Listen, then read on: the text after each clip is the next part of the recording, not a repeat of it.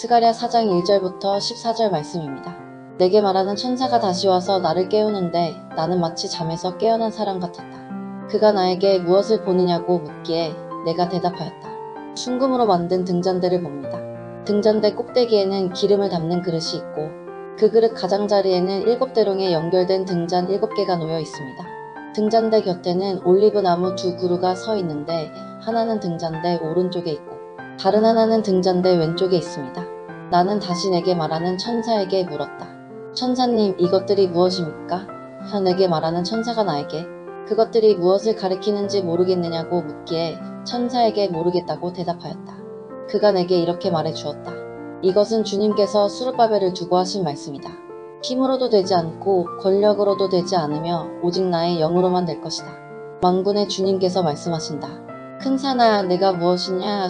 스룹바벨 앞에서는 평지일 뿐이다. 그가 머릿돌을 떠서 내올 때에 사람들은 그 돌을 보고서 아름답다, 아름답다 하고 외칠 것이다. 주님께서 나에게 말씀하셨다. 스룹바벨이 이 성전의 기초를 놓았으니 그가 이 일을 마칠 것이다. 그때야 비로소 너희는 만군의 주님께서 나를 너희에게 보내셨다는 것을 알게 될 것이다. 시작이 미약하다고 비우는 자가 누구냐? 스룹바벨이 돌로 된 측량추를 손에 잡으면 사람들은 그것을 보고 기뻐할 것이다. 이 7눈은 온 세상을 살피는 나 주의 눈이다. 나는 그 천사에게 물었다. 등잔대의 오른쪽과 왼쪽에 있는 올리브 나무 2그루는 무엇을 뜻합니까? 나는 또 그에게 물었다. 기름 담긴 그릇에서 등잔으로 금빛 기름을 스며들게 하는 금대롱 2개가 있고 그 옆에 올리브 나무 가지가 2개 있는데 이 가지 2개는 무엇을 뜻합니까? 그 천사가 나에게 그것들이 무엇을 가리키는지 모르겠느냐고 묻기에 나는 천사에게 모르겠다고 대답하였다. 그 천사는 올리브 나무 2그루와 가지 2개는 온 세상을 다스리시는 주님을 섬기도록 주님께서 기름 부어서 거룩히 구별하신 두 사람이라고 말해 주었다. 네, 샬롬. 오늘도 말씀 앞에 나오신 여러분을 축복합니다. 우리는 때로 인생을 살면서 굉장히 고집스러운 사람을 만나곤 합니다. 팀켈러 목사님이 쓰신 부활의 입다라는 책에서도 등장을 하는데요. 이 책에 보면 청력이 점점 나빠짐에도 불구하고 이를 극구 부인하는 한 노인이 등장합니다. 이제 결국 부인이 이 노인을 데리고 청력 검사를 받게 하였는데 보청기가 필요하다는 결과를 듣게 돼요. 노인은 우리 형편의 보청기는 어려울 것 같다고 하지만 아내는 자신이 주는 선물이라며 보청기를 사라고 말씀합니다. 이때 이 노인이 이 보청기를 받을 수 있는 방법은 자신의 귀가 잘 들리지 않는다는 것과 그것으로 인해 삶에서 굉장한 불편을 겪고 있다는 것을 인정하는 거예요. 그러나 때로 어떤 사람들은 끝까지 자신의 이러한 연약함을 인정하지 않아서 눈앞에 주어진 축복의 기회를 놓칠 때가 있습니다. 그때 이런 사람들에게 하는 말이 있죠. 아직 덜 깨졌구만. 아직 배가 덜 고프구만. 자신의 연약함이 분명 존재함에도 불구하고 아직 그 사람 안에 있는 그 완악한 자아가 깨어지지 않아서 변화의 조짐이 보이지 않는다는 말입니다. 따라서 우리가 믿음을 가지고 살아갈 때 취해야 하는 가장 첫 번째 자세는 먼저 우리의 고집스러운 마음을 깨트리는 거예요. 우리의 연약함을 그대로 인정하는 것입니다. 오늘 본문의 시작도 그래서 하나님께서 스가랴를 깨우시는 장면으로 시작합니다. 오늘 본문은 5번째 환상에 해당이 되는데요. 오늘 천사가 와서 스가랴를 깨웁니다. 이는 단순히 스가랴라는 사람을 깨운 것이 아니라 이 이스라엘 귀한 공동체를 깨우시겠다는 의미예요. 스가랴는 이 이스라엘 공동체를 대표하고 있는 인물인 것이죠. 하나님께서 이처럼 스가랴를 또 이스라엘 백성들을 깨우셔야 하는 이유가 무엇이었습니까? 이스라엘 백성들이 신속히 행해야 할 성전 재건이 지금 중단되어 있기 때문입니다. 성전 재건은 이스라엘에게 가장 중요한 일이자 가장 축복된 일입니다. 왜냐하면 그 성전을 통해 포로에서 귀환한 이스라엘 땅 가운데 다시 하나님의 임재가 임하실 것이기 때문이에요. 이스라엘 백성들 가운데 하나님께서 다시 임재하시는 것만큼 중요하고 축복된 일이 어디에 있겠습니까? 그러나 이 일을 하지 않는 것은 마치 귀가 멀어서 삶의 어려움을 겪고 있음에도 불구하고 보청기를 끼지 않는 것과 같아요. 이렇게 사는 것이 그냥 괜찮다고 말하는 고집스러운 일과 같습니다. 영적 어려움을 겪고 있음에도 성전 재건을 하지 않는 것, 이것은 이스라엘이 자신들의 연약함과 공고함에 눈을 뜨지 못한 모습입니다. 그래서 하나님께서는 먼저 이들의 마음을 깨우시는 것입니다.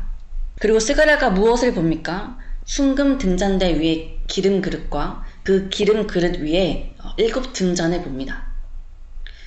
순금 등잔대의 7 등잔은 온 세상에 두루 다니는 여호와의 눈을 상징합니다.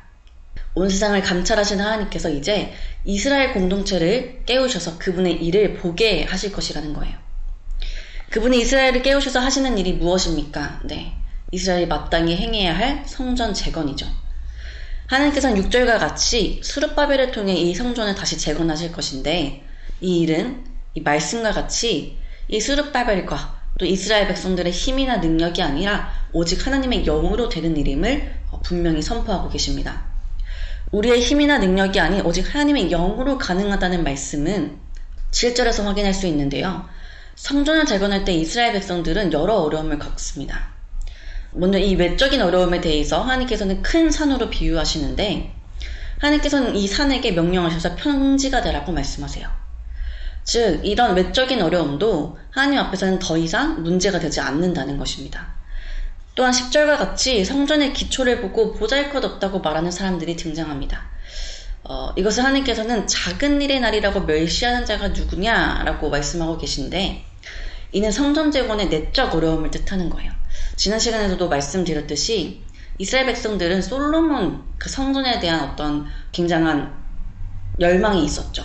그렇게 솔로몬 성전과 같이 화려한 다시 성전을 재건하고 싶다는 그런 마음이 분명히 있었을 겁니다. 그러나 자신들 눈앞에 놓인 이 성전의 기초를 보니 너무나도 보잘것이 없는 거예요. 거기서 오는 낙심함, 그래서 너무나 작은 일이다 라고 생각하는 이런 내적인 어려움이 있었는데, 이 또한 하나님의 일하심 앞에서는 전혀 문제가 되지 않는다고 말씀하고 있는 것입니다. 그래서 9절과 같이 성전의 기초를 놓게 하신 하나님께서는 반드시 그 성전을 완성시키실 것이고, 그때 사람들은 7절과 같이 하나님의 은총을 노래하게 될 것이라 말씀합니다. 또 하나님께서는 하나님의 주권으로 성전의 재건을 이루시듯 이제 하나님의 주권으로 세우신 두 명의 지도자를 통해서 이스라엘 공동체의 회복을 이루시겠다 말씀하십니다. 이 말씀이 11절부터 14절의 말씀입니다. 스가랴가 묻고 있는 이 두 감람나무, 또 감람나무 두 가지에 대해 14절은 이렇게 대답합니다. 기름 부음 받은 자 둘이라. 이 기름 부음 받은 자 둘은 여호수아와 스룹바벨을 의미합니다. 하나님께서는 이 두 지도자들을 통해서 포로에서 귀환한 이스라엘 공동체의 종교적 회복과 또 이런 정치적, 경제적, 온전한 회복을 이루실 것입니다. 그러나 이 역시 이들의 힘과 능력으로 되는 것이 아님을 말씀하시는 것은 기름을 흘리는 근간으로 이 두 감람나무가 등잔대와 긴밀히 연결되어 있는 모습에서 알 수 있어요. 이는 이 여호수아와 스룹바벨이 하나님과 긴밀히 연결되어 있다는 비유로 이들의 힘과 능력이 아니라 오직 하나님의 영과 그 뜻대로 이스라엘이 회복될 것을 말씀하고 있는 것입니다. 사랑하는 여러분, 오늘 말씀에서 우리에게 교훈하시는 것이 무엇이었습니까? 먼저는 우리 안에 또 밖에 있는 어려움을 발견했을 때 그것을 우리의 힘으로 할 수 없음을 인정하라는 것입니다. 능히 내 힘으로 할 수 없음을 알고도 스스로 해보겠다는 그 고집과 그 연약함을 인정하지 않는 것은 완악한 것입니다. 이 마음을 깨트리지 않고서는 절대 변화를 경험할 수 없어요.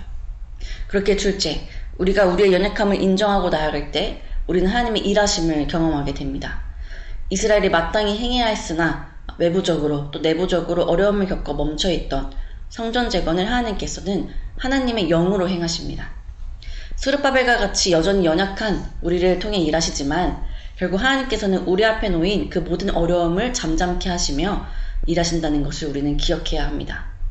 그래서 세 번째, 우리는 날마다 우리의 연약함을 끌어안고 고집을 부리거나 혹은 그 연약함 앞에 주저앉아 있는 것이 아니라 두 감람나무가 등잔대와 연결되어 있었듯 날마다 전능하신 하나님과 연결된 삶을 살아야 합니다. 이것이 우리의 연약함에도 불구하고 우리 삶에 일하시는 하나님의 크심을 보는 방법입니다. 사랑하는 여러분, 삶에 어떠한 어려움과 문제가 있으십니까? 스스로는 해결할 수 없음을 인정하십시오. 그리고 이제는 하나님께 그 일을 맡겨드리며 하나님의 주권대로 그 문제를 해결하시며 열어가시는 그 믿음의 역사를 경험하시기를 간절히 소망합니다. 함께 기도합시다.